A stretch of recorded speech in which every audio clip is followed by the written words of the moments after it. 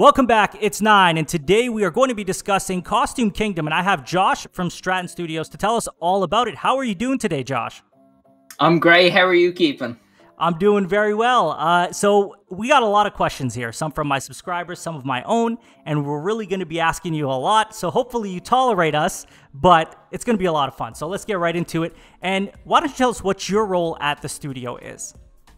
So I'm studio owner / director, so jack of all trades as well. So essentially I do everything at the studio, from the high level publishing, business decisions, to the technical challenges that no one else can solve. So I'm really the person that people come to when, you know, no one else can solve the problem and it needs to get sorted, usually on a very short timeline. So it's always good to be the boss. You make the rules, right? You do everything the way you want, of course. So what is Costume Kingdom? You know, everybody may not know what it is. It is a game that's up and coming. Tell us everything we need to know about Costume Kingdom. So Costume Kingdom is a very unique title in that it's a Halloween-themed turn-based action-adventure game, which is actually set in a semi-open world environment and played from a third-person perspective. The player takes on the role of Rain, who is a young child on a quest to beat the Apex Cup while unknowingly saving Halloween. Now, the Apex Cup is a competition which is held on Halloween night, where the children of Monkchester, which is the town where Rain lives, use their Hollowmon in a tournament to see who is the champion. Now, during the game, you'll be doing a variety of activities, including building your team of Hollowmon, trick-or-treating your way through the breathtaking Monkchester, and collecting costumes while completing quests. Now, when you collect costumes and complete quests, you actually unlock mystical abilities that will aid you in defeating the evil pineapple and saving Halloween. So it's quite a unique title. It's not a very kind of well-versed genre that's dived into. There's a big kind of gap in the market for Halloween titles. We don't really see many of them. So that's really the gap we've been trying to fill over the last few years, and that's our studio specialty. We solely focus on Halloween games. So we kind of fit ourselves into that niche, and that's where we stay to try and perfect that and bring the players what we think that they want. It certainly sounds interesting, and you're right. It is a unique title from the sounds of it. I've never played anything even remotely close to that. So when is it releasing? It's releasing this Halloween. We haven't announced an exact release date yet, but the release date will be announced in 2 days' time, actually. Wow.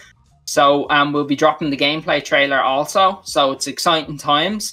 But it'll be launching this Halloween. But I'll just say that it's going to be around for a pretty good part of the month of October. So it's going to be a nice one to be able to, you know, play during the festive season. Yeah, that's great. You're right. We never really get any games that are Halloween themed or just themed around October. So it'll be refreshing to play something like that. So this one's a big question, and it's probably going to take you a while to answer this one. I want to know your history. What made you choose the path you did for your career? Like, what started it all? So I had kind of probably the strangest path into business / game development out of the whole. So my background, I started off as an animator, and that's what I studied. And then I soon kind of realized that animation kind of led me into game development. I started to develop games. And then while I was developing games, I kind of found a need within the game development world for visual effects. And I was like, okay, I need visual effects. So I started to practice visual effects in my games a lot. Like a lot. Yeah. And then soon I was like, okay, I'm producing visual effects that are, you know, pretty darn good. I was like, okay, I think I can do this. So then I was like, right. So then I actually started a business doing kind of, doing essentially everything from software development to visual effects, high-end post-production, stuff like that. And, you know, that kind of snowballed. And after a couple of years of going through the paces with that, and still while developing games, it started to turn from a hobby to a profession.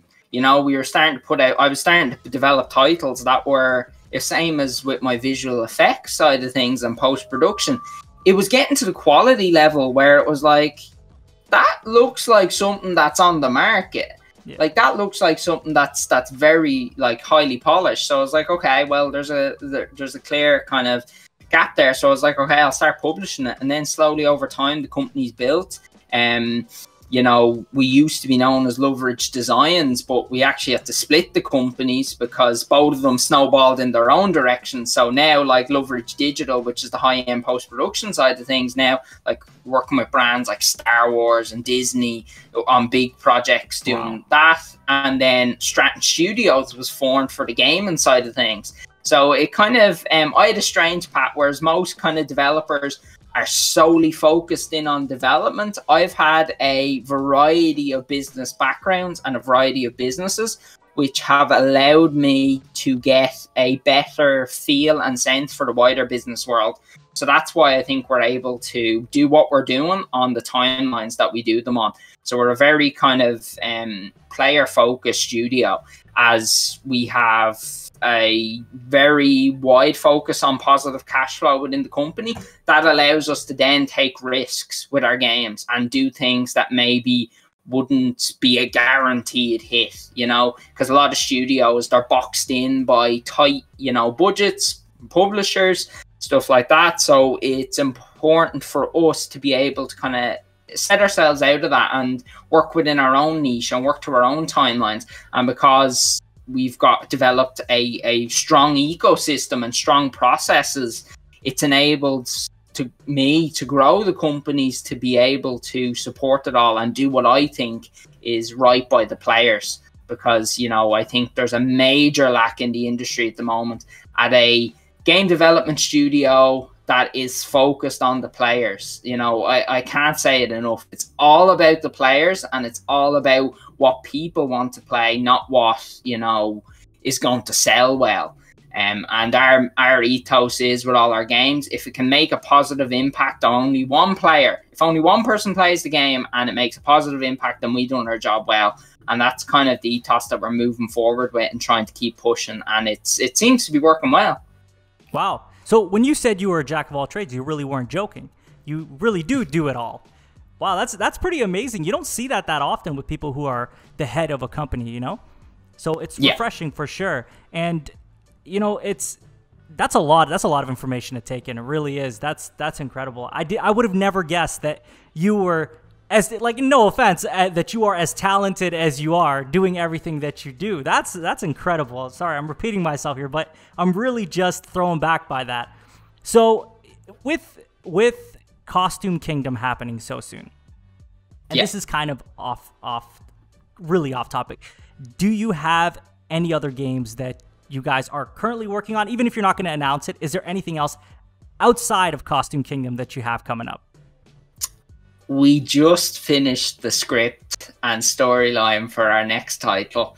Okay. And it is going to be a roller coaster. Our first professional title was a horror game. It was called The One We Found. It released on Xbox One.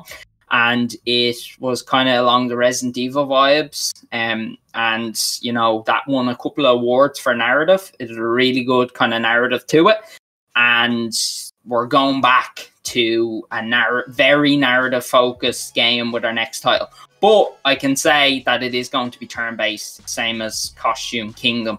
So it's definitely going to turn some heads, and I really think that the next title that we're working on, even some of the R&D we're doing at the moment with the latest generation, is, you know, it's going to be great, and I can't wait to kind of dive into it fully. And see where things are going. Right now, we're at a weird period in the studio because Costume Kingdom's coming out so soon. If that does decently well, we'll be, you know, pushing DLCs, we'll be getting more content out to the players. So it's hard for us to kind of lock anything in at the moment and figure out, you know, okay, what are we doing next? We don't know what the market has for us. So it's an interesting time, but we are preparing for the next title. And it's definitely going to turn some heads, even from a, you know, because we look at our titles from a very different aspect to most studios, because we've such a kind of film production background. You know, we look at it like a film. We look at it like a narrative. We look at it, all the core compositional things that not a lot of game developers know about, like, you know, Fibonacci sequences, rule of thirds, composition, framing. You know, so it's all about evoking emotion, and you know, that's what we're really trying to do with our next title, is to get back to that and bring that to a younger audience. So a younger audience can experience it without kind of, you know, it's starting to get up there in the age rating side of things. So it's definitely going to be a good one. And I'm absolutely hyped for it, but I'm hyped for all our games. You know, we really put our heart and soul into everything. Like, you know, when the team's pulling 18 plus hours a day on something, you're going to get hyped for it. So, but yeah, so we're always working. We don't take breaks. We've a very short development period. It's 1 year maximum. I don't go any longer than that. The main reason being is that I think that if you go longer than that, you are spinning your wheels a little bit, because, you know, you'll get into, okay, well, we're only doing 2 years. What's another year? Let's go 3 years. And then it turns to 4 years, 5 years. Then before you know it, it's 10 years down the line and you've only published 2 titles, you know? So we get a very short dev cycle. We get it clean, concise, and, you know, it makes us pretty quick at what we do. And the quality that we're pushing out is really up there. It's starting to really kind of climb the ranks, so we're really happy with where things are going. That's amazing to hear that you guys are so focused on turn-based games. As a huge fan of turn-based games, and I started off on YouTube talking about Final Fantasy, and I'm sure you're familiar with Final Fantasy, a huge turn-based franchise, and a lot of the people who watched me were likewise the same big fans of turn-based games. So to hear people really, you know, making turn-based games more and more as the generations go on, when people are talking about how they're dying out, it's refreshing. And what made you want to create turn-based games rather than an action-adventure game, for example? So one of our last titles, which was called Castle Costume, was actually a 3D collectathon platformer action-adventure game. So we tried the action-adventure genre, and I felt that moving into it, I felt that there was a clear kind of calling from players for turn-based games. I seen a gap. Because this is the big thing that I'm worried about the industry as a whole, and this is why. If we look at the games that we played when we were growing up, like, you know, they were the Final Fantasies, they were the, you know, the turn-based titles, you know, Command and Conquer, like all these great games. Nowadays, there's just not really much of them. It's like they are dying out. And it's because of, you know, the constant push for live service models. You know, I think the gaming industry as a whole has forgotten about the players a little bit, and we're trying to bring that back. So that's why I am, you know, really pushing turn-based games, because I think that's what got me hooked on gaming as a child. So if I can bring that to someone else, then, you know, that's really, you know, my mission complete. You know, so I love the turn-based titles. I think they provide so much ability for, you know, kind of connection with characters and narrative development. Like, you know, all you have to look at is games like, you know, Final Fantasy VII, and how, you know, kind of that whole thing unraveled. So that's why I decided that turn-based was the way to go. And for now, I don't see us moving away from turn-based, unless, you know, something massive comes along the line. But even then, I'll be probably pushing back to it. Yeah, and you won't get any arguments from me. I love turn-based gameplay, and honestly, I wish more people did it. But, you know, like I said, I'm just so glad that there are people out there that still believe in turn-based and are pushing it. And, you know, as excited as I am personally for Costume Kingdom, I can't wait to see what else you guys do going forward. So I'm going to talk about something more related to the games industry, right? There's been a lot of amazing titles that have come out this year, and I don't know how many video games you play a year, but I would like to know, up until now, what is your game of the year? That's a tough one. I'm a weird one with which games I like. I kind of like very narrative. So here's this is going to sound really, really sad, but when you become a game developer, you lose the magic of games in that it's the illusion gets broken. When I look at a game now, it's like, also the way I describe it to people is, if you know that scene in the Matrix where it's like Neo starts to see like all the code. It's like that. I kind of now when I look at a game, I'm like, okay, they done that technique. They're using LODs there, or they're using GPU instance, and so it immediately you kind of the disbelief gets broken straight away. So it's difficult for me to enjoy games, but from this year, actually, my favorite title, and everyone's going to be like, oh, that's weird, but my favorite kind of narratively driven series that I've actually loved, and I thought the story was great, was actually the Monster Hunter World franchise with the stuff they're doing. Yeah, that's the stuff I've been checking out. And here's the reason why, right? If you see, I'm a big lore person. I love the backstories, narratively driven. It really gets involved with me. Just the lore around that world really kind of it attracted me in. And as a child, the Monster Hunter franchise was one of the it was the first game I had in a PSP, and so it was, I kind of was playing it back before it was popular over, it used to only really be popular in Asia. So that franchise really captured me. Obviously, Ghost of Tsushima, from a technical perspective, that deserves it. Give it to them. They really pulled it out of the bag there. But for me personally, it has to be the kind of the Monster Hunter World kind of franchise. And I only got to that this year. I know it's been out a while, but that's my personal one. Fair enough, and that is a big game, so it's not like out of this realm for somebody to say that's the best game they played this year. But we're going to give it to Ghost of Tsushima because it came out in 2020. Yeah. Is that okay? Yeah. So you guys heard 100%. It here first. I don't know if he said it to anybody else, but that is his game of the year so far. But, there's a lot of good games still yet to come. So on that same note, what is your most anticipated of this year outside of your own game?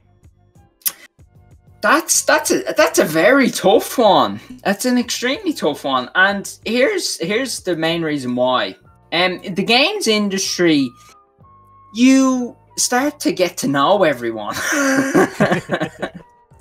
You start to get to know everyone, and then kind of people, you kind of, some people are like, oh, you start stepping on people's toes. But the one game that I have seen that I think, and I'm excited for when it does come out, is going to be the new Crash.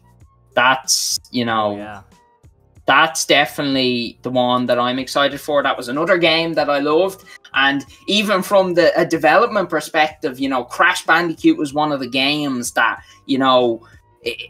it transformed gaming as a whole. Like, the technology and the type of tech is still used today that they kind of trailblazed back in the first Crash when it launched in PS1. So that would be my kind of best up and coming games, but I give every game a look over. Unfortunately, I don't actually get that much time to play games anymore. I've multiple companies, so it's difficult. The main time I actually get to, the way I experience titles now is I get to watch them. I get to watch people playing them while I'm either at the gym or doing something like that. That's mostly when I get to experience games. So it's very interesting, because you think, everyone always says it to me, they're like, oh yeah, you're a game developer, you get to play games all day, that must be great. It's like, no, you don't. Not really, eh? Wow. Yeah. That makes sense, right? You're a head of a studio. Obviously you have a lot to do, so I didn't expect that you would have too much time to play a lot of these games that are coming out, especially with the amount that are coming out in the last quarter. So that's interesting, though. Crash Bandicoot 4, which I am looking forward to as well, but I was thinking that maybe you'd have said something like CyberPunk, which is, a really big one. What do you think of that game? I have problems with CyberPunk. Severe problems. Okay. And the main reason being is that knowing some of the staff members at CD Projekt Red, I don't believe they're being treated correctly. I think that a happy staff means a happy company. And if you've got problems in your house, so to speak, like your company, then it's going to affect the game. And that's really my biggest thing. And like, you know, the ethos that we push at our company is make people so happy and so well trained, so well skilled that they never want to leave. They could leave and they could get the best job ever, but they won't because they love it. That, you know, you have fun. Like if you, in my opinion, if you're coming into work every day and you're not having fun, you know, that's like what's the point? Like, you know, and talking to some of the developers over at CD Projekt Red, I know they're under the pump, and like, you know, listen, I don't blame management. I blame just pressures being put on them by external parties and them being forced to do that. You know, in the business world, when you make an agreement, you have to stick to that agreement, hell or high water. And unfortunately, when you are, you know, such a big company, it kind of goes down the chain a little bit. Like if we look, right, if we take a retrospective, let's look at the biggest titles that have kind of been the biggest flops over the last few years. And like Anthem is the biggest one that comes to mind, or, you know, Mass Effect Andromeda with that whole mess. Yeah. You know, these titles that were kind of out there as, you know, they went wrong. It was all due to an unhappy company. An unhappy company that was being pushed in directions that they didn't want to go. Like, you know, gaming studios, staff members at gaming studios shouldn't be getting PTSD from work. I agree with that. That's wild. Like there shouldn't be stress casualties. Like, you know, it's not right. And I think that as a studio, if you let that happen, listen, you need to take a step back. If you need to take an extra 4 years for your game, you take that, but you don't start affecting people's lives. You know, gaming is here to bring joy to everyone, to bring entertainment, to make people's lives better, not make certain worse. Like, you know, if we're sacrificing some people's happiness to give us happiness, that's not very right. So that's why I think that's why I don't, right, I probably won't even play Cyberpunk, to be honest. I probably won't even look at it. I just don't think that I don't think a product of kind of knowing the people that work in it, I don't think a product of that type of work environment is going to be a sincere title. Like, you know, if we even look at the, you know, the Witcher franchise, that turned out great. But even if you look into the history of how them kind of games came to fruition, you know, it was always stress. And the game world is stressful. But I think as a studio owner, if it's anyone needs to be stressed, it's like it's me. I'm the only one that can be stressed. Staff members can't be stressed. If staff members are stressed, I'm not doing things correctly. And, you know, I think that's a big thing the game industry doesn't really realize yet. And having other businesses in, you know, not in the gaming world, you know, that's a big thing that's taken very seriously, is people's happiness working in your company. So that's why I think that a happy company is really important. And anytime I hear that people in the gaming industry are getting, you know, kind of rear-ended in different ways, it's like, you know, it's just like they shouldn't be doing that. You know, it's just not worth it. So that's my opinion on Cyberpunk. I mean, it probably will be a great game, and, you know, everyone will love it, but to me, it's just not worth that kind of impact on people's lives. You know, but it really shows how your perspective is so different from like a consumer like myself, who just plays the game but doesn't really know the development side of it or what goes into that. And yeah. I guess that makes sense. You know, you're a boss. You got to make sure that your studio and your employees are doing well. And mental health is such a big thing nowadays. So it's honorable that you look at it the way you do. Listen, it's very important. You know, it is very important. And I know I haven't heard too many other studio heads talking about it. You hear staff members talking about it, all right, saying, listen, I'm not doing okay. But it's important. And I can say this, right, and I've said this many times: if anyone in my company ever says anything like that, I've failed. I failed as a person. No one will ever say that, I don't think, because, you know, we've so strict protocols in place to ensure that doesn't happen. But, you know, it's something that will change over time. Obviously, regulations starting to get much tighter around things like that in the gaming industry. So, you know, things are changing. You know, it's not going to be the Wild West forever, but for now it is. And as long as it changes for the better, right? That's the most important thing for sure. So, you know, we're talking a lot about how you are as a head of a studio and how you make sure that your employees are doing well. How many people do you have working on Costume Kingdom? It's varied. It's varied widely over the year. Obviously, with COVID, things have been absolutely crazy. At the peak of development, it was up at around like 18 people in total. Yeah. Now, the core of the game was developed by 2 people. So me and actually my brother. Wow. We worked on the majority of the title. I develop most of the external people that we get will be stuff that we don't do in-house, like music, some of the art assets, stuff like that. But the actual core of the development, narrative, everything, I usually take it on upon myself to mock that out and then maybe get someone else to polish it off. But I take a very, very hands-on approach with titles. I think that it's important, and I think that is what's got our studio to where it is now. So to stop that doesn't make sense. You know, just because maybe we're doing well now and I could just take a back seat and be like, okay, well, you know, I'll just get one of the junior developers to do that. No, I take it personally to get these problems sorted. And it keeps me growing as a developer as well, because the faster and the better I can push out features and you know, all these things, I'm growing constantly. Like, you know, if you asked me 12 months ago, you know, would I have been able to develop Costume Kingdom? I would have said, no, Jesus Christ, no. Like, it's not possible. It's not possible for, like, it's such a small team relative to, like, you know, we look at games like, say, for example, Pokemon, you know, and comparable features, comparable visual, aesthetical quality.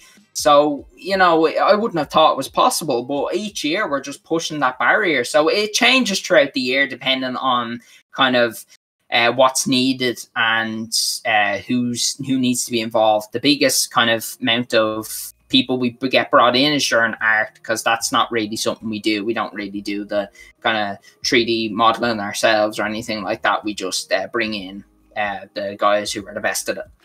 And all done in 1 year, right?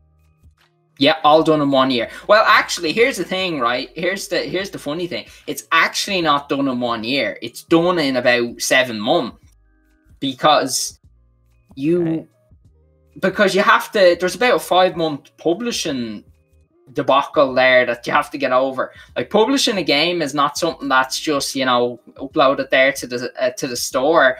You know, there's multiple boards that it has to go through, has to be rated. There's different technical requirements that all have to be quality assured, checked, signed off. You have to set up, you know, all the different stuff for the different regions.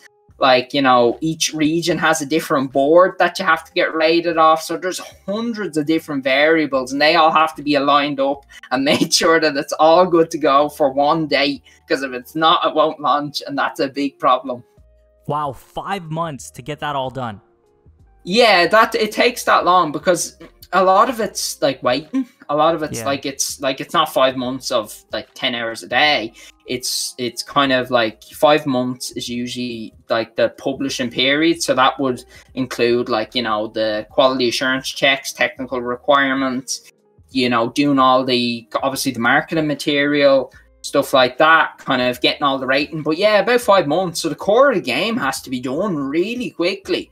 And, you know, when we're in the heat of development, it gets pretty tough, you know, especially when there's a couple of game stoppers. Like on Costume Kingdom, there was a couple of ship stopping bugs that popped up at like the 9th hour, and it was tough to get them solved, but we got them there in the end. And, you know, I'm happy to say that this is a bug-free title, true and true. Like we had, now this just shows how many iterations there was. There was, I think, our final version was build 1500 and something. Wow.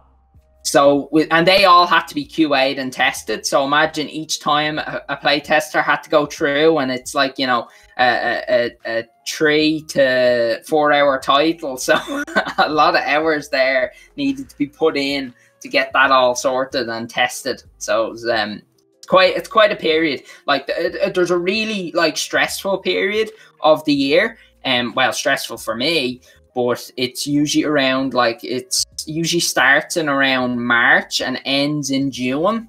And that's like, you know, the pump of getting it, make sure all the publishing's in order, make sure it's passing all the technical requirements. And there's a lot of sleepless nights for myself in that period, because I'm the one that takes on all these, like, you know, people just come to me and like, oh, we don't know how to do this. Can you sort it? So I have a big list of things.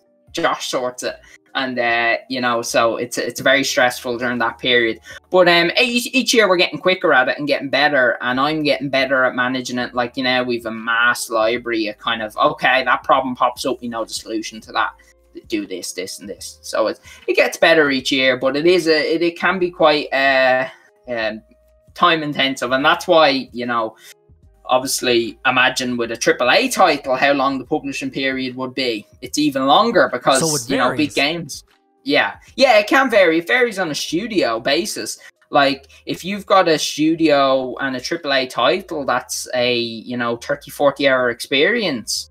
You know, imagine the QA on that. Like, you know, that all has to be outsourced. Then you have to bring it back. Then you have to get, if you're doing physical copies, they all have to be sent for manufacture. And once that's sent for physical manufacture, it's difficult if there's any bugs. They just ship with the bugs, and then you have to patch them in later. So there's hundreds of variables that maybe not everyone thinks about. And maybe that's why a lot of games get delayed, is because oftentimes it's unique for a studio to have the publisher and the developer as one. A lot of studios work as the developer and they work with a publisher. And that's why we see these delays, is because there's a mismatch. So the publisher thinks it's going to be done at one time, and the developer is like, you know, 6 months behind. And, you know, it's getting them into line with each other to all make it launch on the same day. So it's a tricky one, definitely a tricky one. It's very eye-opening for me, and I'm sure a lot of my subscribers too, who maybe didn't know everything that goes into developing a game, even if it isn't that AAA level game. It's a lot. I can't imagine how you manage all of that. Especially, you said you run 2 companies. Is that right? two main companies. But I've business kind of. I'm part of a lot of other organizations as well. So I'd say in total about 5 or 6 different companies. Wow. I'd be on the board of directors for. So it's, you know, it's I'm quite a busy man. From the sounds of it, you are. I don't know how you manage your time so well. It's a lot of work. So practice. This is more about you and kind of your history with video games. What was your first gaming experience? That's a good question. That's a very good question. Let me think. God, I haven't thought about this in a while. The first gaming experience. I think the first gaming experience. I know now. The first gaming experience was Super Mario. Back on the I think it was the Game Boy Color, maybe, or Game Boy. It was one of them anyway. It was Super Mario. And that was my first kind of delve into the gaming world, so to speak. And that was back when I was like, Jesus, I was fairly young, probably, 5 or 6. And after that, kind of, it started to just snowball. First started with handhelds, then kind of went into the consoles, got PS1, and then so I kind of jumped on, was kind of Game Boy, then it was PS1. I never got like the Atari or the NES or anything like. I only played them later. But yeah, that was kind of my first experience. And then from there, it kind of snowballed. I kind of started to play a wide variety of games. So my childhood was just spent playing games. That's all I did. Like it was, you know, that was like a job. It was like, you know, 8 hour slogs a day, like, you know, getting these titles finished and completed. And yeah, so that's essentially my game history. Yeah, I can definitely relate to you on that. I spent majority of my childhood playing video games, and it definitely was worth it for me. And for you, obviously, it was worth it now that you're developing games. And we talked about, you know, you played on the Game Boy, the PlayStation. You played on a variety of different consoles. So, and my subscribers will get very upset if I don't ask you this. What is your platform of choice and why? PlayStation. Okay. And here's why. I do not, right, so there was a thing going around a while ago. There was a thing saying that I had this grudge against Microsoft. No, I love Microsoft. They're great. All the platforms are great, right? They provide experiences. The companies do great things. Just get that out there. But my personal preference is PlayStation, and here's why. They have the best catalog of exclusives, in my opinion. In my personal player experience, I have to preface that with everything now because you get quoted nowadays. In my personal experience, it's because the best kind of exclusive catalog, and also how Sony treat their developers. Sony act as like a big family, put it that way, with regards to how the development kind of cycle works. They're there if you need support. And, you know, they're always very cordial to deal with, and they do a lot of great things for us devs. So I've had the best experience working with Sony. I've worked with Microsoft, you know, experience wasn't terrible, you know, but I just found I resonate with Sony better. And, you know, that's why they have my loyalty. But here's the funny thing, as growing up, I never played Sony at all. I was mostly on Xbox. So it was an interesting kind of switch that I made. But Sony, I think, are there, and they have been a leader. I love Nintendo as well. You know, the Switch, that's great. We're partnered with them also, so we can develop games for the Switch. So you know, they're great also. But I just find that with, you know, PlayStation, they're always pushing the boundaries. And, you know, if you're looking for the next kind of leading edge technology, it's going to be at PlayStation. So that's why I prefer PlayStation. But I think that here's the thing, and here's what I recommend to people. Whatever platform gives you the most joy, go with it. Doesn't matter what other people think. You know, whatever gives you the most joy. If you like just playing Nintendo Switch, or if you like just playing games on your phone, and that's what gives you joy, do it. Listen, and, you know, just don't get wrapped up in all this console war hype. It's not good for you. I agree with you. I think the platform that offers you the most and what's going to bring you joy, like you said, is the best place to go and play. And I do agree with you on PlayStation being the preferred platform, as it is for me, and yeah. I know a lot of the people I talk to as well. So next up, I want to take some questions from my subscribers, and there's 5 in total. Some of them you may have answered bits and pieces here, but I'm going to get you to reiterate, if you don't mind, again on them. Problem. So the first one, and I'm reading them verbatim, so if they don't make complete sense, forgive me on that. How are the devs going to make Costume Kingdom different than any other creature fighting / capturing game? I'll let you answer that, and then I'll give you the second part of the question. So how are you guys going to make it different? Well, it's actually a really easy question to ask. It's a Halloween game. Yeah. So there's trick-or-treating as a core mechanic. It's focused around the festive traditions and kind of the nuances of that. So, you know, the costumes as well, like, you know, very little games actually implement costumes where they actually give you abilities. So you're running around in all these different costumes and you've got all these different things. The other cool thing about Costume Kingdom, which is quite unique, is that it's kind of got like a little zoo mechanic to it called the Hollow Zoo, where you can build your own zoo with all these little creatures, go visit them, stuff like that. So it's jam-packed full of features. It's definitely, but the main kind of differential, I suppose, if you wanted it just in a bullet point, would be it's a Halloween themed game with trick or treating at its core mechanic.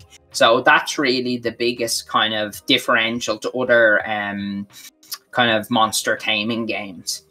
Okay. And the second part of this question is asking if there's an upgrade to the PS5 and what enhancements they are going to make.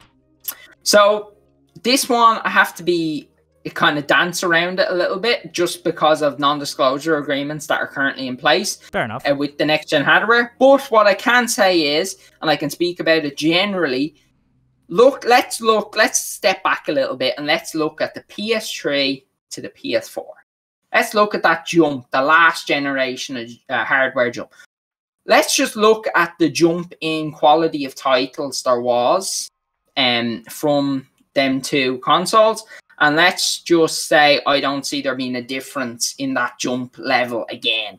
So, you know, we're going to, us personally, we are going to be pumping out as hard as we can, pushing with the newest technology that's available and can be pushed to consumers. So whatever we can do to make our you know, titles better, we will implement. But just to give you some of the wide variety of things that will be available, kind of just based on the specs that have been publicly announced at Sony's press conferences, you know, with an upgrade to the SSD, it's going to allow faster loading times of essentially everything. That gives nearly infinite possibilities to devs. We've obviously seen it with the kind of Ratchet and Clank demo type thing.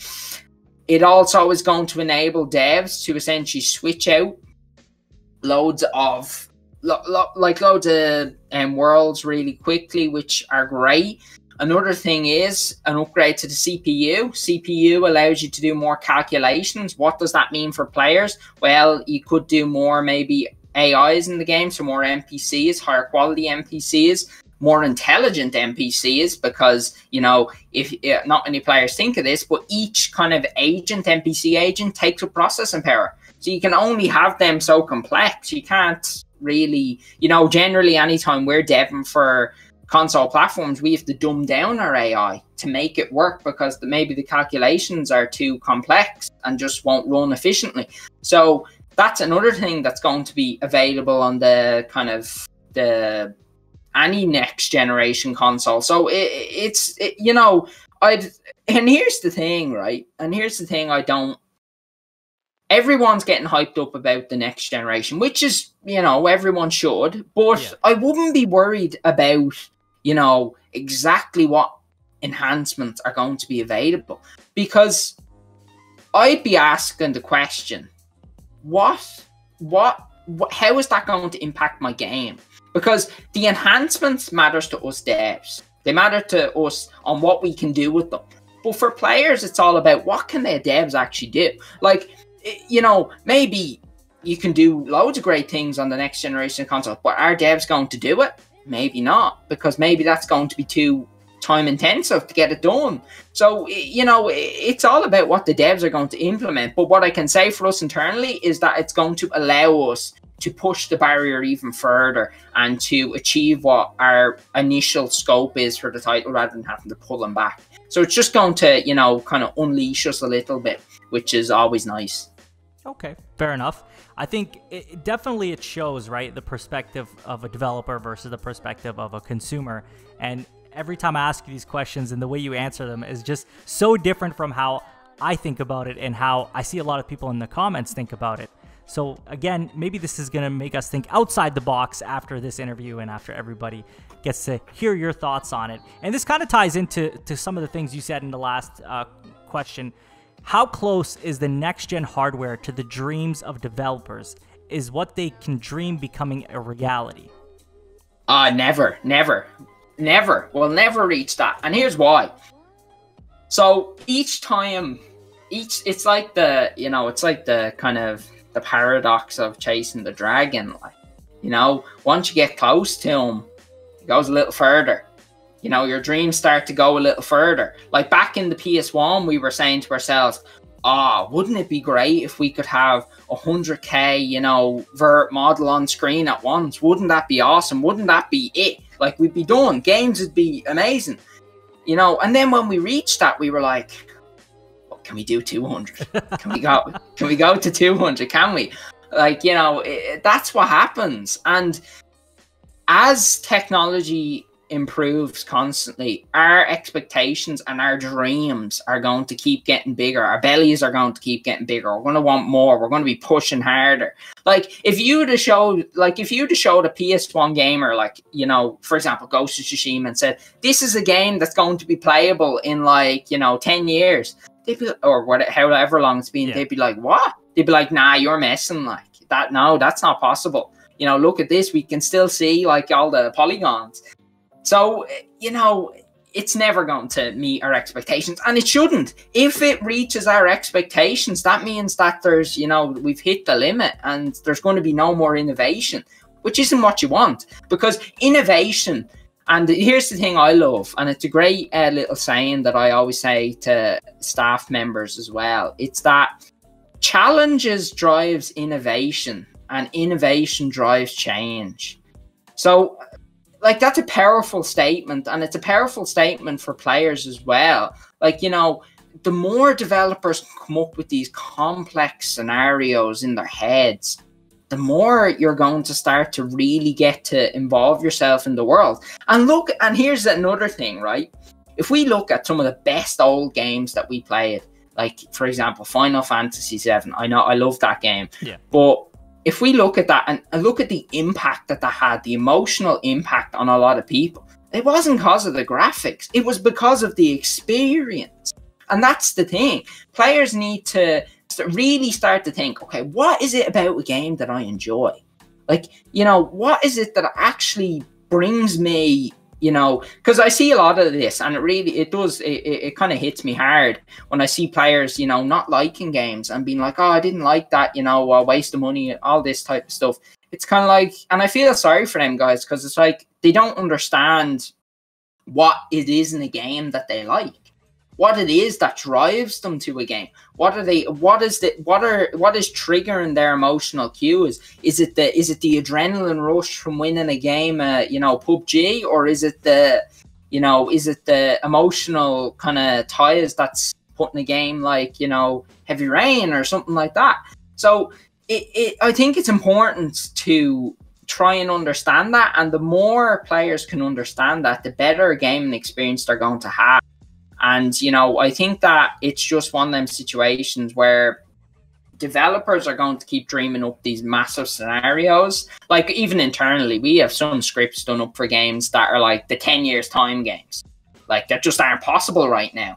Like, you know, and that's always going to continue to happen. And I don't see that ever stopping. So I don't think ever we'll reach that kind of pinnacle of, okay, we can do whatever we want. There's always going to be someone that wants to push the barrier a little bit. And when we reach the technical barrier, you know, they're probably going to start integrating it into, you know, augmented reality or virtual reality, because that's lagging behind a little bit. That's like back at the way I look at VR right now is that's back at the PS1 era. So that has a lot to grow yet.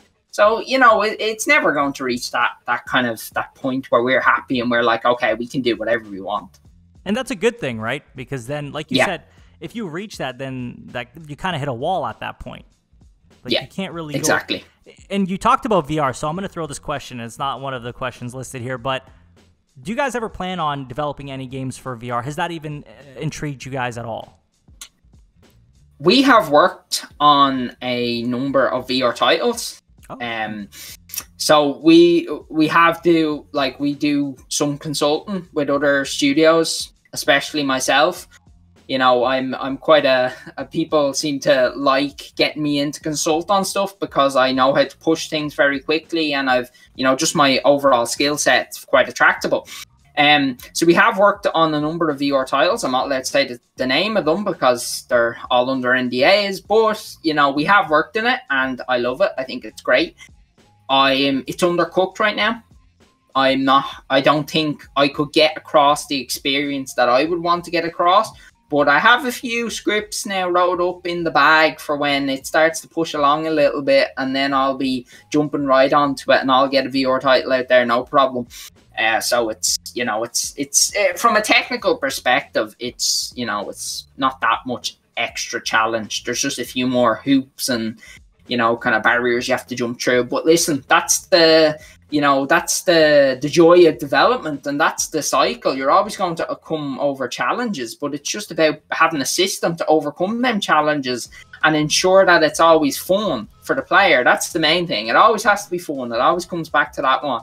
I mean, there's loads of times in development where you make something, you overcome this challenge, a really difficult one, a really difficult bug or whatever, and then you come over it, you might spend 2 weeks on it, and then you realize, oh no, this isn't fun. The players are going to hate this, and then you have to scrap it, and then it's just like, so it's kind of that. It's that process over and over. That makes sense. And, I think the fun aspect is so important, and this is, I'm really throwing you off for a loop here, because you talked about fun. Okay, so did you ever play the game Death Stranding? Walking simulator. So when we talk about fun, all right, how do I phrase this? Did you play Death Stranding? Yes or no? I experienced a bit of it, yeah. Okay, and what was your opinions? Did you find it fun? If you were developing that game, would you have been like, okay, this isn't fun, I need to just scrap the entire game? What did you think of Death Stranding altogether? I would have said, in my personal opinion, I would have been like, right, lads, okay, this might be good as a military simulator or something like that, something that's meant to cause you, heartache. Maybe, just, I didn't find the gameplay loop fun, right? Walking around, even in the most beautifully done game, executed perfectly. The whole team behind that, really, really good. But I think they just went a little bit off track with that. They kind of got wrapped up in their own heads a little bit. They went down the rabbit hole. Let's make this the most immersive game ever. In the real world, you're not meant to have fun walking to places, so why should you do it in this game? That's the vibe I got from it. I didn't enjoy it. I didn't find it. No, that's actually not incorrect. I enjoyed it, but not from a player's perspective. I enjoyed it from a developer's perspective to see what they done. So I enjoyed the technical challenges they overcome. Some of the visual effects in it were beautifully done. The graphical fidelity of it was beautiful, exquisite. But from a mechanically fun perspective, if you took all that out in a white box world, had no graphics, just white objects representing the models, that would be the most dreary game I've around. It wouldn't be fun. And listen, I think they kind of knew that themselves as well, but probably what happened, I would imagine, would be they're a year in, they realize the game isn't fun, and they're like, right, we have to recoup some of our money somehow. Absolutely. So let's just finish this and, we'll forget about it and move on. Because the initial concepts looked really, really riveting. It really did. But they lost themselves in the, in the walking simulator part of it. There was no, listen, right? There's core principles in game design that you have to follow. If you do not follow them, you're going off track. A game has to provide reward for the player. It has to, there has to be a path of progression. The player has to know where they're going and why they're going there. You can tell someone, right, you're going to walk for 1,000 miles, but I'm not telling you why you're walking there till the end. And that's not very fun to do. But if you say you have to walk 1,000 miles because, there's a damsel in distress at the end, you're like, okay, right, okay, I can see a reason behind this. So it has to engage the player. There has to be that kind of feedback loop to the player, and it has to feel rewarding. There has to be them milestones and the micro milestones. So a big milestone in the game would be like completing a level. A micro milestone in the game would maybe be collecting a collectible, or maybe when you collect a collectible, you hear that bing noise. Or in Mario, perfect example, they done it beautifully. They were the kind of, that's core gameplay mechanics at its finest. You collect a coin, you get a little bing, and you're like, oh, I like that bing, I'm going to collect another one. So that's kind of what you need to have in a game, and you can get wrapped up in yourself. We've done it in our first title, the one we found. I would say we fell a little bit into that kind of, okay, this is a good realistic game, so it's meant to be dreary. It's not, some of the gameplay, even we fell into it a little bit with Castle Costume. hindsight is 2020. It really is. You know, you can look at your games, like a game you did a year ago, and you're like, oh Jesus, why did I do that? That's against everything. But when you're in it and when you're making that world, you can kind of get a little bit run away with yourself. And you know, it wasn't a good title, I don't think, for a player's perspective. From a developer's perspective, listen, they knocked it out of the park graphically and making it work, but the whole walking loop, I'm not sure who came up with that. I don't, yeah. So, and the thing is, they came off of MGS5, which was pretty praised across the board. Like, I don't think there was many people who thought MGS5 wasn't a good game, so I think to follow up that game also didn't help. But overall, I mean, there was a lot of people that did enjoy it. Personally, myself, I didn't enjoy it myself. But I did see a lot of people that were saying it's game of the year. You know, so it's not. I guess it depends, right, on your preference in games and what you find fun.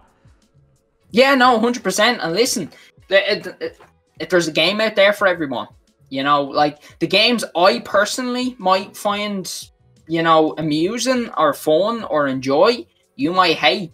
Like, you know, and that's okay. Like, you know, and that's the joy of gaming, is that everyone can have their own experiences and it doesn't impact other people. You know, you can go into the world of Death Stranding and you could spend 1,000 hours in there and you can be like, oh, I love this. This is great. This is gritty. You know, I love walking around.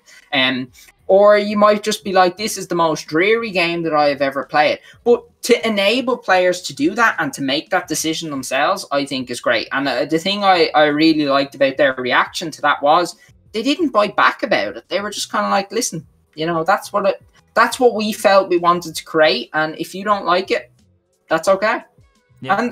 And listen, you can't knock them for that. And I can say that then the next title, you know, is going to be probably better, more well kind of received. Like, because listen, you can't have a perfect game every time. You can't be knocking out blockbusters or whatever every single time. You're going to have your troughs and hollows. You know, the path to success is not linear. It's full of ups and downs, and that's just the way you got to do it. And you know, as long as they took away, this is what I always say internally as well. I say, if you can take away 10 key things from each project, then it wasn't a waste. If you learn 10 things, then you're fine. You're going to do better on the next one. And then, you know, your mistakes are okay. It's okay to make mistakes, but it's not okay not to learn from them. So you always have to learn from those mistakes. And if they take that into their next game and maybe implement some, you know, more deeper mechanics. Yeah, I get what you're saying, and it makes sense. Absolutely, yeah. I'm sure there was a lot of skills learned there and different things that they saw how people reacted to them. I'm going to move on to the next subscriber question. At the end, I just thought of a really good question for you, being that your game is launching soon. But this question, you answered part of it, but I'm going to read the whole thing just to answer the end of it. My question is that what motivated you to start developing video games? We discussed that earlier on, but his end tail of it is, how hard is it? How hard is game development? I'm going to be honest. I don't sugarcoat things. I haven't taken a day off in 7 or 8 years. Wow. Including Christmas. Like, you know, I haven't taken a day off. Anytime I was even in hospital, I was working on a computer. I work 18 hours a day, every single day. And that is my life, is work. I love it. I love it. I really do love it. Like I'm passion filled. You know, every day I wake up, I'm like, okay, I'm blessed that I have this opportunity.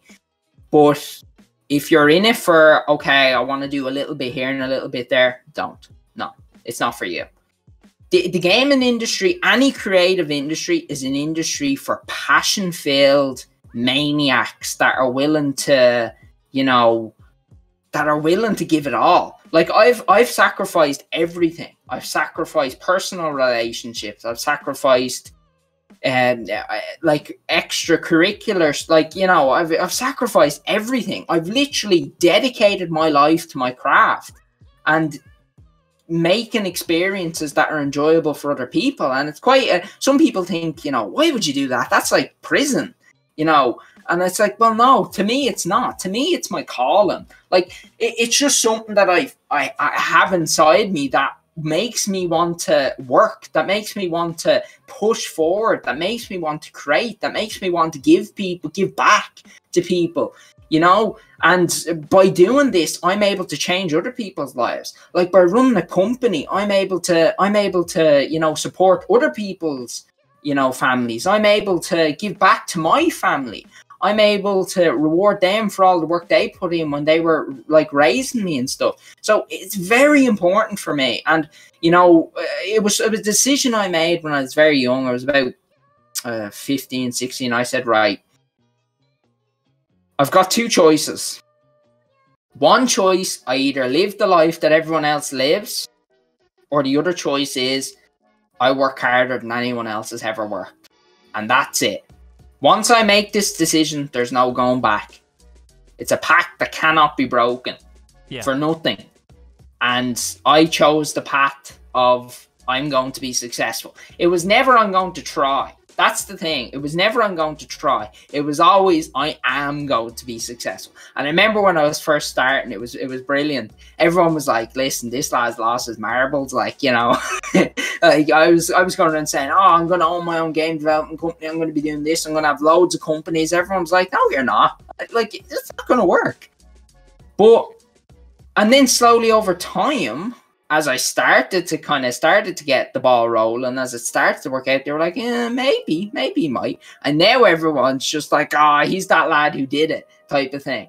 That's what people say now. Oh, he's the lad who did it. He's that guy. Like, I'm only 21.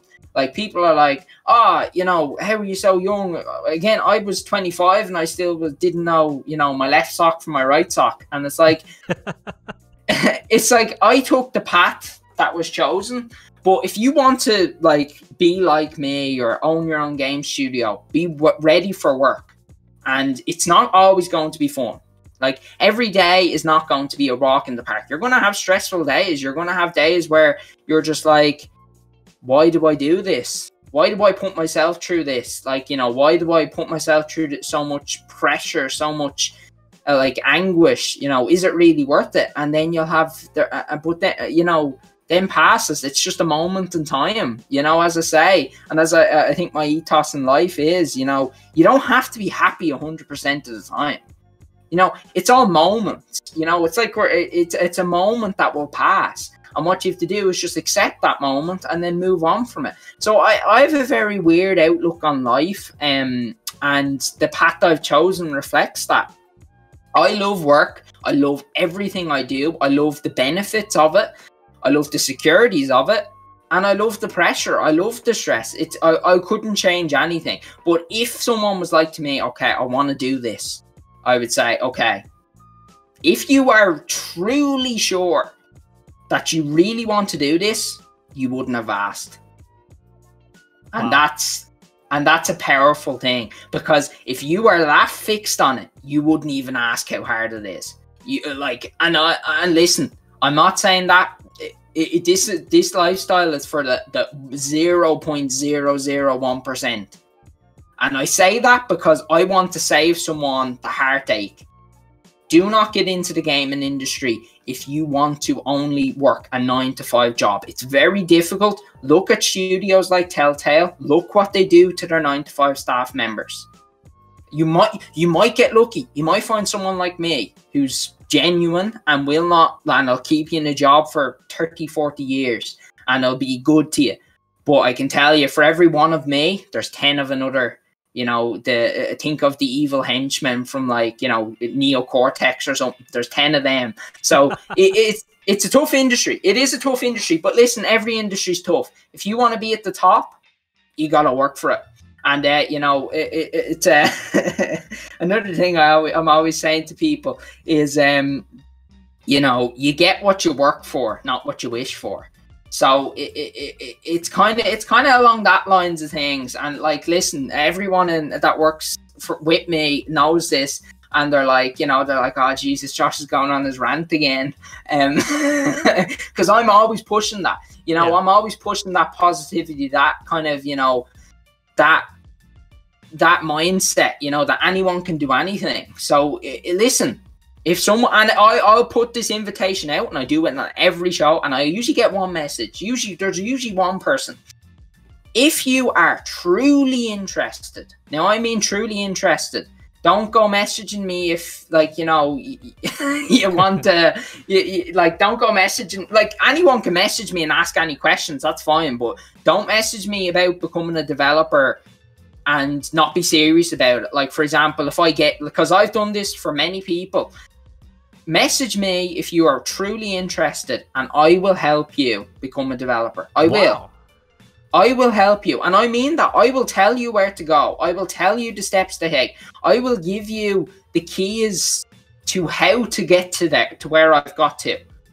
But don't complain when it's hard. And that's the thing. Like, I've seen a couple of people, there's only been one person that's actually kind of done it. And now he owns his own studio. I met him at a conference. I do a lot of conferences around game development. Met him at a conference. He came to me afterwards and he said, listen, I want to do this. He was like, I'll do whatever it takes. And I was like, okay. And then he owns his own studio now and he's doing pretty okay. You know, he released his first title. It was on Steam and he's like, it's a full-time job now. So it is doable, and I will help anyone. I'll hop on a call with you and I'll say, right, okay, tell me where you want to go and I'll tell you how to get there. Because for me, when I started out, no one was doing that. Yeah, no one. It was literally like, okay, right, there's big studios and then there's me. How do I get there? So, you know, I'm always open to do that. And listen, if anyone doesn't want to do that, maybe just has a question because they're curious, sure.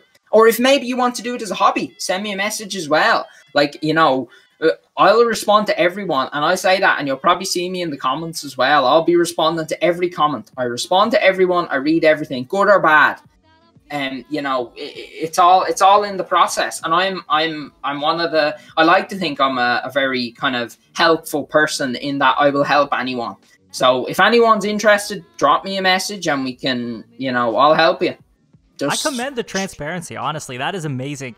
And like you said, not many people are out here saying, hey, if you want to know what steps to take, I'll tell you what steps to take. You know, like, it's just not common to hear that really amongst many different professions, right? But game development is one of those professions that you probably don't get a lot of people out here giving you handouts, or not handouts per se, but tips and guidance on that. So that's really commendable and honorable of you that you are willing to offer tips and kind of guidance on how to go about it, because it is overwhelming. It's hard to know exactly where to start. And there you go, guys. You hear it right here. I know that I have a couple people that watch that have commented and talked about wanting to do game development. So this is a great opportunity for you to reach out to somebody who can help you with that. And this will bring us to our next question, which is very relative to what we just talked about. And you've created many games now. Yep. And they want to know, what is the development cycle like? How does it go from beginning, point A, to point Z, where you've shipped the game? Yeah, so it goes in 4 phases, really. Pre-production, production, quality assurance, and then shipping, publishing. So stage 1, pre-production, that includes everything from writing the script, figuring out the world, writing the narrative, the story, you know, what's going to be happening, the different key milestones in the game, the mechanics of the game. During that, we'll do what's called a white box world. So essentially, that's just a world full of cubes, essentially, and you'll test out the gameplay mechanics to see if it's fun. And then once you've kind of get all that, you've decided, right, okay, we're making this game, then you'll go into kind of production. Now, production will be where everything takes place. All the scripting, you know, the art assets, music, all that will get built within the editor. We use Unity in-house because we prefer Unity. And yeah, that's where everything comes into place and you create everything. And then once you have once everything's in the game, it's all working, while you're playing it, it goes into quality assurance, and that's when the fun starts. That's when it's, you know, that's when it gets tough, when you're weeding out the difficult bugs, where you're testing everything, ensuring that it's all, you know, if it's going to be localized, you're making sure that's all working. If it's going to be rated, well, it all has to be rated, but you get everything rated. You do all the pre-publishing stuff, the kind of, you know, quality side of things with regards to stuff you wouldn't even think of, like file sizes, how long does it take to load, all this good stuff. You have to get it sorted. That gets sorted in the rear end of it, in the quality assurance phase. Once that's all done and say you're done, game's done, you're happy, it's ready to ship, you go into the publishing phase, which entails all the marketing assets, doing stuff like this. That's part of the publishing phase. It's speaking with, you know, all the platform providers, figuring out, okay, what's the game going to launch for, you know, price and release dates, exclusivity contracts, if there is any, you know, stuff like that. So that all happens in the publishing phase. And then essentially once that's all done, it's kind of just like, okay, the game's going to launch on this date. And then you're like, oh, all right, time to scramble. And then during the last phase of publishing, which is the sprint, which will be happening in about 2 weeks, which is going to be the phase where keys get handed out for the games. And that's when essentially your heart's on your sleeve and you don't sleep for a week, because everyone's reviewing your game and, you know, they're saying good and bad things, and you're waiting to see what comes through. You're hoping that there's no bugs, major bugs that people are encountering. You hope you haven't done anything crazy, and it's just a fun time. You're responding to comments. Sometimes you'll be spending, like, you know, last game we spent, I think I wrote over 15,000 comments back to people. So it was a shift and a half, and I'm guessing on this one, based on the amount of key requests we've got already, it's going to be even worse. So it's all a fun time, and that's really. And then once the game launches, that's it. And then you make the decision. Okay, has the game sold well? Has it? Well, actually, that's a lie. You don't actually find out if your game sold well until 6 months down the line, really. Yeah. Because, you know, it takes time for all that to go through before it actually reaches you. But then you decide, you look at how many people are playing it. You say, okay, do we think we need to make more content, or is it okay? If it's okay, you move on to the next one. You get straight back into pre-production phase. Or if you're doing DLC, you'll get into pre-production for the DLC, and it just the wheel keeps turning over and over and over again. And that's really game development. Wow, that's quite the process. So we've talked a lot about the game development side of things. This has really opened my eyes. So I appreciate that you've given me all this information and details, and I'm sure everybody else does as well. With that out of the way, the last question here from the subscribers, and you've kind of answered this a bit as well, but if you can go into a little more detail. Yep. The first part says, have you met Mark Cerny, and what is he like? I have personally never, ever met Mark Cerny, unfortunately. Most of my dealings are with the European kind of side of Sony, so based in the UK. Mm-hmm. So they'd be my main contacts. They're the ones, because I'm in Ireland, for anyone that doesn't know. Yeah. So they're my main point of contact. I don't get to travel to gaming events too often, mostly because I'm either tied up in other. It's hard for me to, like, you know, say, all right, for a week I'm going to go to, you know, on the GDC or something, or one of these big events. It's hard for me to block out a week because I've so many other things to do. So usually I'd either send someone or do something like that. But I haven't had any personal interaction with him. I know lots of people that have. And as far as I know, he's a gentleman, and that's, you know, he's a developer through and through, and he has the hearts and minds of the players like in the forefront of his mind constantly, and he just wants the best for every player. He wants them to have the best experience. You know, a lot of players think that they're not listened to, and guys like Mark Cerny don't read their comments. You would be surprised who reads your comments. Wow. You would be very surprised. You know. And I can say this as a studio owner, when someone's talking about something you're doing, you're listening. Whether you respond or not, a lot of people don't respond.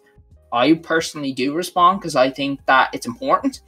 Because I think that I don't want players thinking that I'm not listening to them. But obviously on Mark Cerny's level, he's got millions of comments about him every few weeks. Mm-hmm. So it's just not feasible.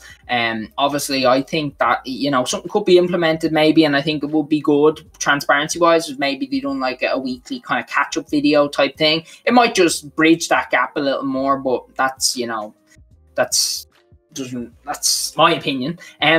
But yeah, I've heard he's an absolute gent. I guessing I will meet him in the near future. And I'm looking forward to it because, you know, people like that, I get very hyped up about. Like, you know, I kind of, my blood gets pumping and I'm kind of a little bit all over the place. So it's good. Like, you know, as I say, I'm very passion filled. And it, you know, it comes across, especially when I'm talking to other developers, you know, like I get up and moving, and it's good. Like, you know, it's good. The energy in the room does be good, and I always try to bring that to everyone I'm talking to. I always try to get a good vibe going and get everyone hyped up to go. So I'm looking forward to meeting him. I've heard he's an absolute gent, and yeah, so that's really my dealings with Mark Cerny so far. Awesome. And once you do meet him, you'll have to let me know how that goes. Yeah. Obviously, from the sounds of it, it's going to go very well. He seems like he is a gentleman. Obviously, from you know, seeing interviews and stuff, he does come off like a very, very nice, genuine, humble guy. So this doesn't really surprise me. Obviously, I don't know him, but yeah, that was kind of my perception of it. The second part of this question, it says, and does Sony assist in any development advice on current or upcoming projects? If you send a question to Sony, they will answer it. Whatever it is, you'll get an answer. You know, there is a network of developers specifically, you know, within the Sony ecosystem. Like, you know, you can't go talking to, you know, some mobile developer about, you know, internal Sony processes. It has to be via, you know, set proprietary, you know, software that this communication all occurs, but it does occur. And anytime you have a question, you can ask, and they will answer to the best of their abilities. They're not going to do the work for you. Yeah, of course not. Yeah, they're not going to do it for you, but they'll guide you. You know, they'll say, listen, try this, and this, and see, and get back to me, and we can, you know, hash it out if need be, and we'll get it sorted. So that's one of the other things I find, you know, about Sony's ecosystem is that they're very, very open to help. You know, they're about the developers, and they care. You know, they want you to succeed because they know that if you're a happy developer, it's going to turn out to be a good game, a better game. Maybe it won't be a good game, but it'll be a better game than it could have been. So, you know, that's really, so Sony are great. They like if you shoot them a question, they will answer. And they're always very swift in it as well. And all the staff members at Sony are always very cordial, and, you know, have a good laugh at them. So it's a good time. It's a good time with Sony, I have to admit. That's great to hear. And this does line up with many other reports that we've heard about working with Sony. So this last question, it's not related to my subscribers asking, but it's something that I thought of. So with Fall Guys coming out, right, and it's such a big game and everybody's loving it, I personally played it. How do you feel about a game like that, right? I don't know, have you played it? Yeah, I played a bit of it, yeah. Okay, so you're familiar. How do you feel about a game like that just came out of nowhere in a time where battle royales are just like Fortnite and PUBG and Call of Duty Warzone are all these big games, and Fall Guys, such a simple game but such a fun game, comes out of nowhere and dethrones a game like League of Legends on Twitch? How do you feel about like a studio like that, which surely isn't a AAA studio? Fair play to them. That's all I can say. Kudos, you know. And here's the thing, right? And this is this is gonna get a few people hyped up. But let's look at the most popular titles that have ever been made. Have they been AAA titles? Probably not. No. One of the best-selling titles ever made was Tetris. Oh, now, yeah. Let's look at what Tetris is. It's block matching. It's not a hard concept. It's not visually, you know, well, the new one looked great, but the old ones, you know, it wasn't crazy. It's all about the gameplay. It's all about what is fun for the players. Fall Guys is just fun. Like, you know, it's silly, it's fun, it knows it's silly. It doesn't try to be something that it's not. It's a smaller studio, and they hit the nail on the head. They realized this is fun. This is, you know, there has been other games that have kind of tried that kind of ragdoll-y type thing, and they've done it well also. So it definitely was something that's been tried and true and tested to work, but they really nailed it. They really nailed the head nailed it on the head, and it was just a good game. Like, I mean, that's what I like to see. Like, that's not a genre, a game that's like, you know, going to be a stellar hit. I guarantee you the marketing team or the studio owner there was like, right, we're taking a chance on this. People are either going to love it or they're going to hate it. And people loved it, and fair play to them.